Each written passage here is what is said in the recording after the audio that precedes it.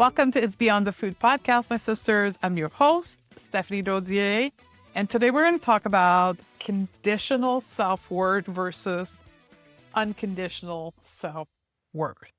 And I'm currently traveling right now to Bias. If you're watching this on YouTube, you're probably seeing a different background. And last weekend, I went to an all-inclusive resort, which had been over 15 years. I hadn't been to one. So it's quite the experience. And it was very interesting to watch myself move through the abundance of food, the all-inclusive drinks and the food, and being someone that recovered from 25 years of food restriction to control my weight and 10 years now in the space of intuitive eating. And I want to say about 4 years now, what I consider to be a normal eater, which I want to clarify for anyone listening to this. Intuitive eating is a process, right? It's a process to recover normal eating behavior.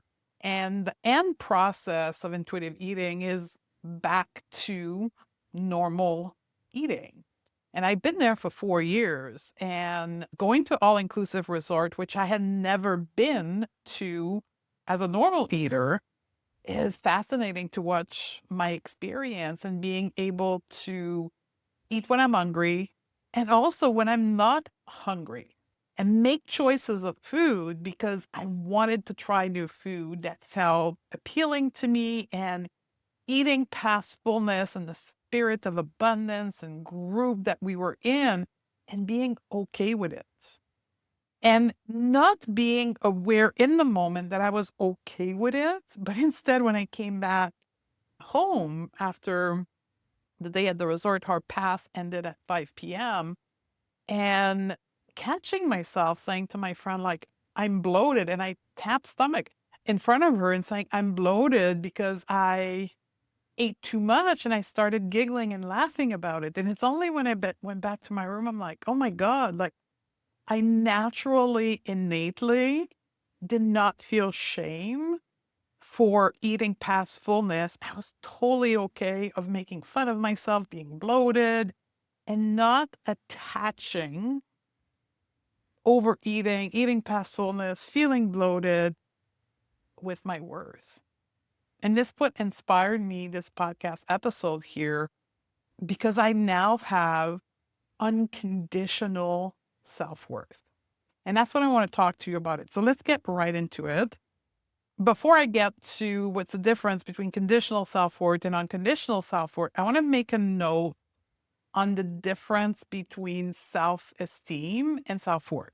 So self-esteem is your evaluation of yourself based on your ability, your achievement, your quality, and that can lead to confidence. And it's your own self-regard on these abilities. That's your self-esteem.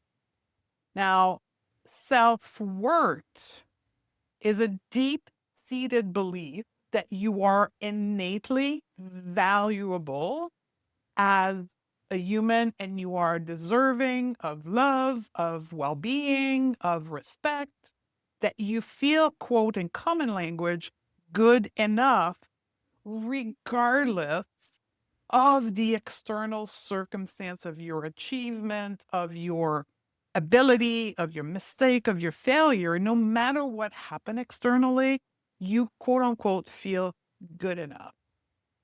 And I can already sense some of you like, ooh, there's a shiver that went through your bones, because probably like I was, it's not something that you feel that you think you have, because many times you have the thought, oh my God, I'm not good enough, or I'm not doing well enough, or my body is not good enough. I'm eating not good enough. And for me, I was in the state of unconditional self-worth up to probably my 43, 44 birthday, when I really started to rebuild an unconditional self-worth. It was very intentional. I had to sit myself using self-coaching tools, using thought work, doing the body image work to rebuild an innate sense of self-worth. And I'll share with you later in the podcast how you can do this. But how do we get to a place where we are in a state of unconditional self-worth? And I'll use myself as an example just for the sake of moving through this. When I was in a state of unconditional self-worth, I attached my self-worth, I evaluated, I regarded, when I looked at my worth, I looked at my body size. My body size was the qualifier for it was if I felt quote unquote good enough. And that was probably from the age of 12 to 14 years old to my early 40s. And then it became in my 20s and my 30s, it became how much money I made, how big my house was, and what kind of car I had, and my career achievement. That was like all these metrics outside of me to evaluate my self-worth, my value into this world. That was Stephanie 1.0. And how did I get there? In part was through social conditioning. Social conditioning is the process that as a society we have to train our people, our individual, in order for them to adopt behaviors, belief, attitude that makes them blend in to the society, to the culture, to the group. So for example of that, very simple example is saying thank you. Saying thank you, and if you have children or you've been around children, right, the little toddlers, we have to train them to say thank you when they receive something. Or when somebody sneezes, we say sorry. And you can even go further into gender-based social conditioning, where the boys are getting blue things and the girls are getting pink things. We can go even further to say when the boys are socially conditioned, we condition them in a patriarchal society to feel powerful. And one of the things we tell them is don't cry, that's going to make you look weak. And then to us women, we say, be polite, follow the rules, don't disturb, do things perfectly, be there for other people. And in my niche, one of the main elements of social conditioning we have to unwind is beauty is your value, and you look beautiful through the size of your body. And in the current society format that we're in, it's thinness. But 150 years ago, it would have been being fat. But it happens that right now the beauty standard are thinness. And your role is to be compliant to those beauty standards, no matter how much effort it takes. That's what will determine your work. Either you achieving the beauty standard or the amount of effort you deploy to achieve those beauty standards. So in fact, as women, as people socialize as women, we are thought to earn our worth based on external things. We are thought to find our worth externally. We are not thought to create it organically, or we are not thought that all human beings are born innately worthy. So most human beings spend most of their adult life chasing their worth. And based on their social conditioning, they chase different things. So I'm going to narrow the scope of this podcast episode to women because that's my audience. And we're going to look at what does it look like to have conditional self-worth. So I'll start us back to the body image, right? The example of you of myself. So thinness, youthfulness, fashionable, following trends. So if you're chasing or have chased thinness, or if you are afraid of gaining weight, or if you're afraid of having wrinkle and you feel shame, and you use your resources, your time to do activity to control the size of your body, or you invest your money in things that will prevent or eliminate flaws and wrinkles, and or if you are depriving yourself of doing certain things because you don't look a certain way, that would be conditional self-worth. And you are investing your time, your resources to do things in order to chase that self-worth. If we think about health, for an example, if you attach your worth to your health status or your performance of certain health behavior, it will lead you to spend enormous amounts of money on supplements or investing in testing of certain health metrics, not because you choose to, but because you think you have to. Or most simplified part of your life is if you find yourself sick and your worth is attached to your health, you may quote unquote push through because being sick means that you're less than or that something's wrong with you.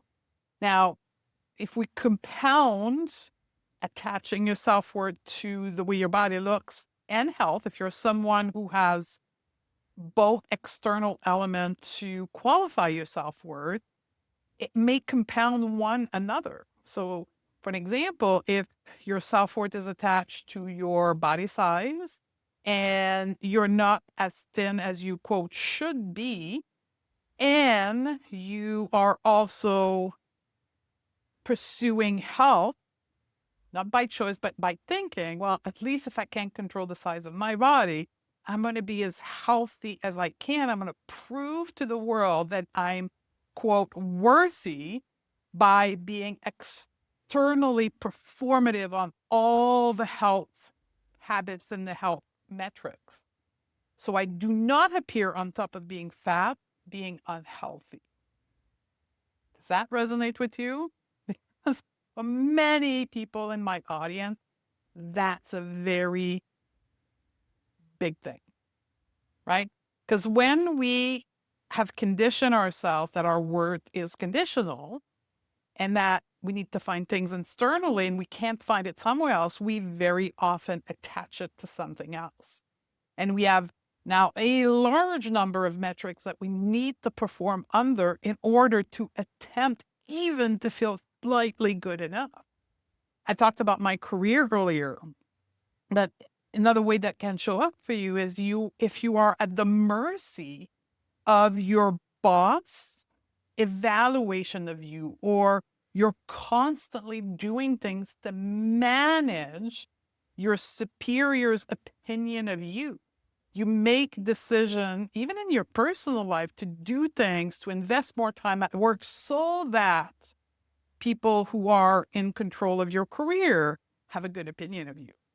Let's talk about business, because I have a lot of health professionals who have their own business. If the result of your business make you feel shame and perhaps even makes you feel on and off in your business, like you're showing up in your business and you don't show up in your business, if you're on social media, you're on social media, you're off social media, like it's not regular flow, it's likely because one of the metrics for you is your business result. Another example is aging. So I turned 51. I don't even know my number, 51. And many, many people, when they know my age, are like, oh my God, and you're still pursuing your dream to travel the world. Because in people's mind, when you get older, right, it is not quote unquote okay or acceptable for you to still pursue what you want to do, or you're too old to do this. Like you're to hold this. Like I live in a house right now with a bunch of other digital nomad, and I'm way older than everyone else. And if my worth was attached to my age, I would be going through constant mental drama of being twice the age of some of my roommates here.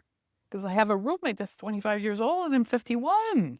And many people would not do the lifestyle that I'm doing because it would be constantly reflected to them that they're, quote, old.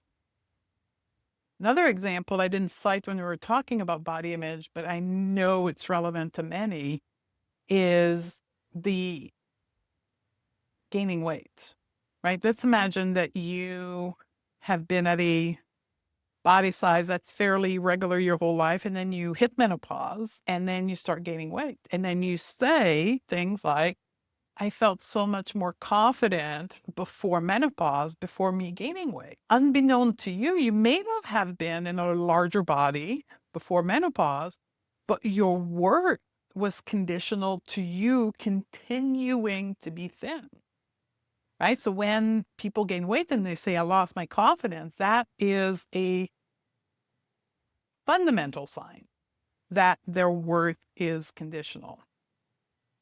How do we determine if our worth is conditional or is unconditional? I'm going to give you some sign here. So we talked about weight loss, talked about weight. If you have those thoughts about your weight, if you're afraid of gaining weight, a lot of folks, that will resonate with a lot of you, are teetering on the edge of weight neutral health behavior and intuitive eating, but they're resisting because they're afraid of gaining weight. Your worth is conditional, right? That's a fundamental sign of it. And if you feel that anxiety, which is totally normal, because again, women are socially conditioned to attach their worth externally, and you're constantly feeling anxious, but however you're learning the intuitive eating process or you're doing the body image work, if you're not working alongside to body neutrality and your self-worth, that anxiety will constantly be with you. And I'll come back for all of you that are health professional or coaches listening to this.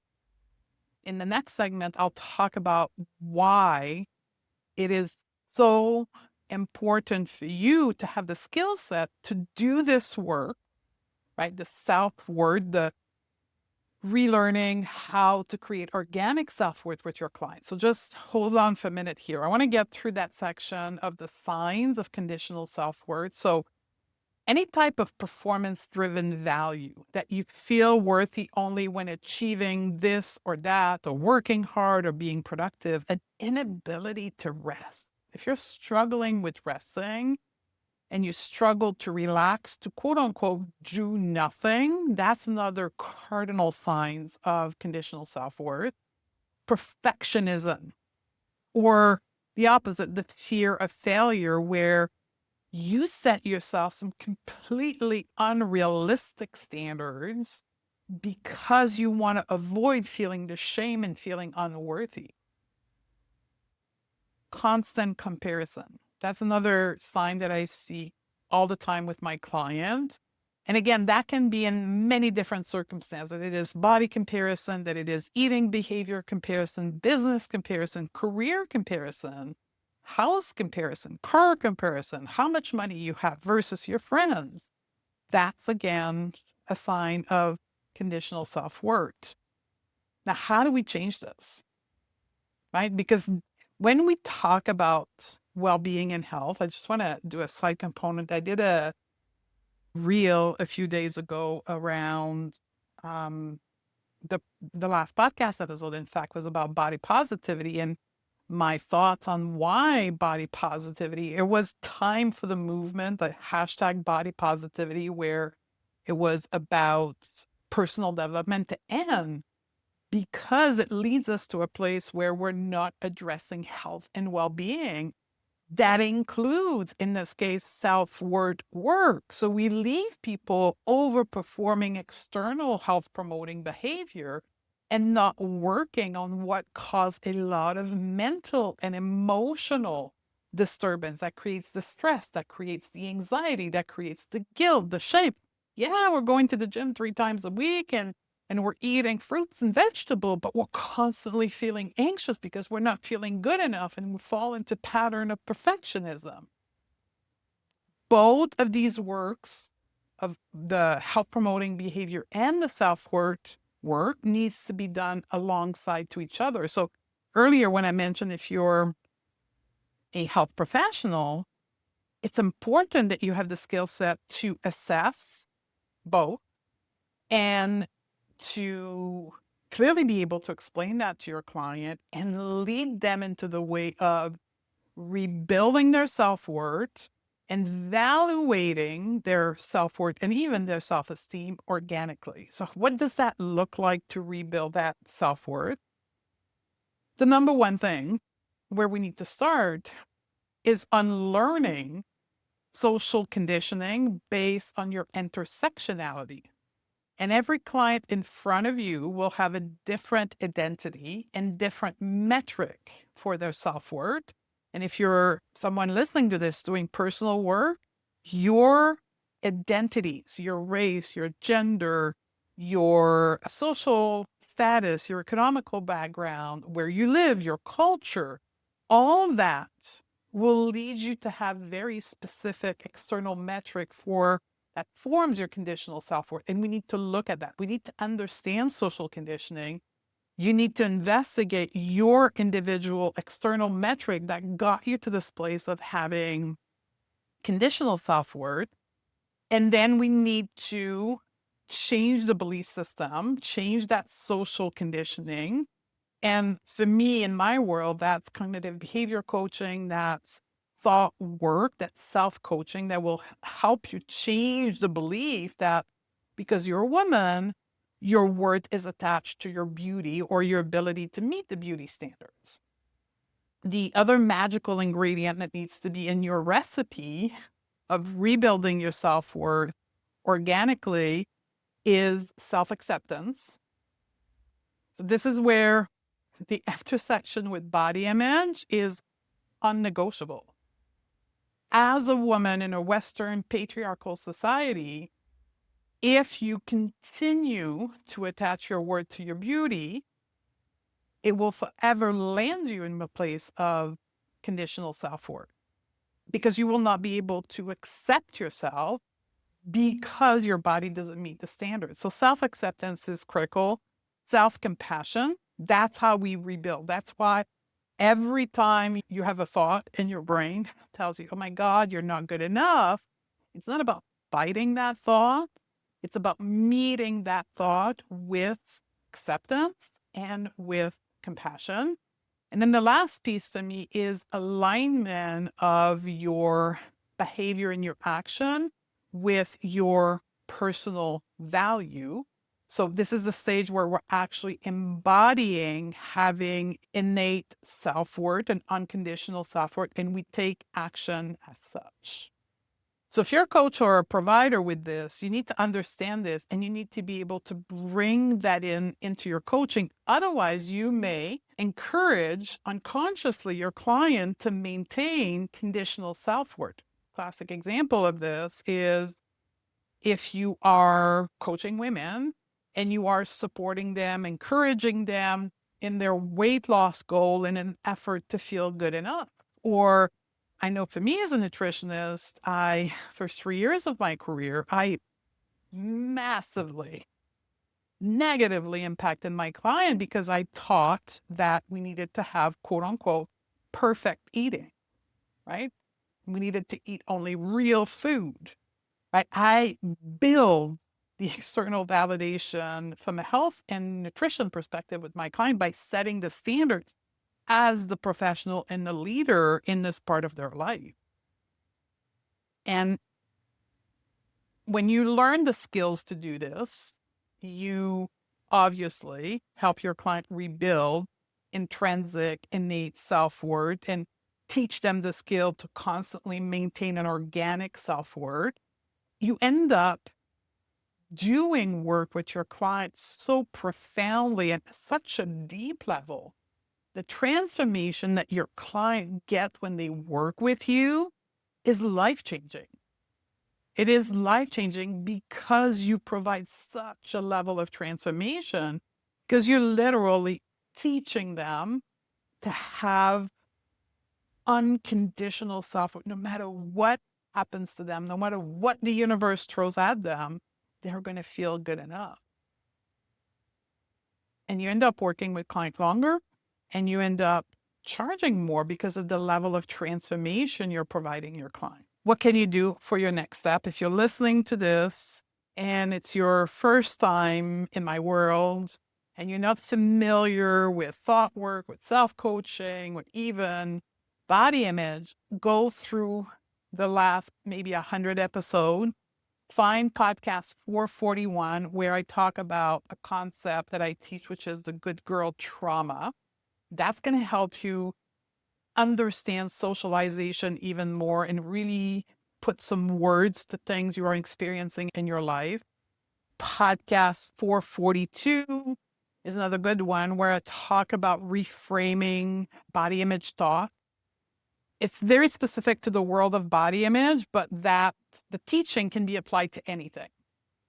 And I want to give you, again, from a free perspective, I want to give you a quick and dirty way of the next step for you beyond just listening to podcast episode. Investigate, as I mentioned earlier, your current external lever metrics of self-worth.